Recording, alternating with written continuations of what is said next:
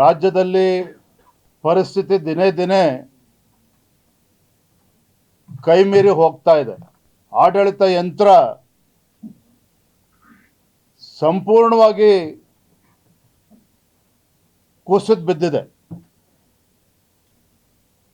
ಆಡಳಿತ ಪಕ್ಷದಲ್ಲಿ ಶಾಸಕರುಗಳ ನಡುವೆ ಪೈಪೋಟಿ ಪ್ರಾರಂಭ ಆಗಿದೆ. ಮುಖ್ಯಮಂತ್ರಿ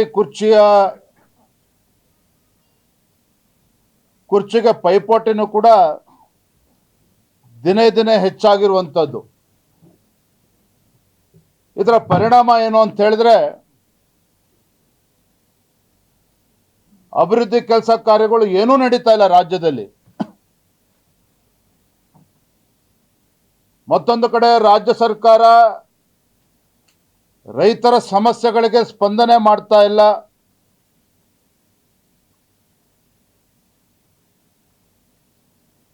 ದೇಶದಲ್ಲಿ ಅತಿ ಹೆಚ್ಚು ಭ್ರಷ್ಟಾಚಾರ ಇವತ್ತು ಕರ್ನಾಟಕ ರಾಜ್ಯದಲ್ಲಿ ಸಿದ್ದರಾಮಯ್ಯ ನೇತೃತ್ವದ ಕಾಂಗ್ರೆಸ್ ಸರ್ಕಾರದಲ್ಲಿ ಭ್ರಷ್ಟಾಚಾರ ತಾಂಡವ ಆಡ್ತಾ ಇದೆ.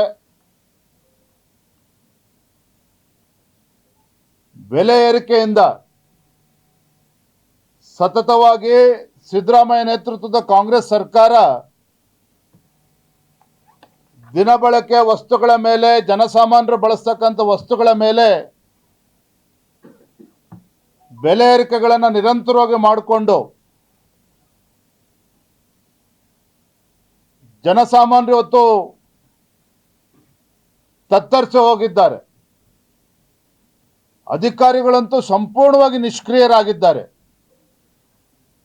ಯಾಕೆಂದರೆ ಆಡಳಿತ ವ್ಯವಸ್ಥೆನೇ ಸಂಪೂರ್ಣವಾಗಿ ಕುಸಿದು ಬಿದ್ದಿದೆ ಅಂತ ಹೇಳಿದ್ರೆ ಅಧಿಕಾರಿಗಳ ನಡವಳಿಕೆ ಹೇಗಿರ್ತದೆ ಅಂತೇಳಿ ನಾವು ಕಲ್ಪನೆ ಮಾಡ್ಕೋಬಹುದು. ರೈತರ ಆತ್ಮಹತ್ಯೆಗಳು,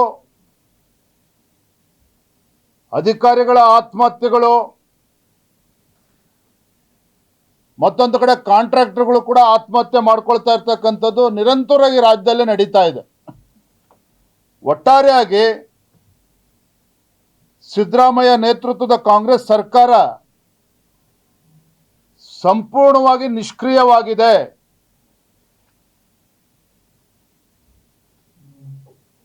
ಇದನ್ನು ಆಡಳಿತ ಪಕ್ಷದ ಶಾಸಕರೇ ಇದನ್ನ ಒಪ್ಕೊಂಡಿದ್ದಾರೆ.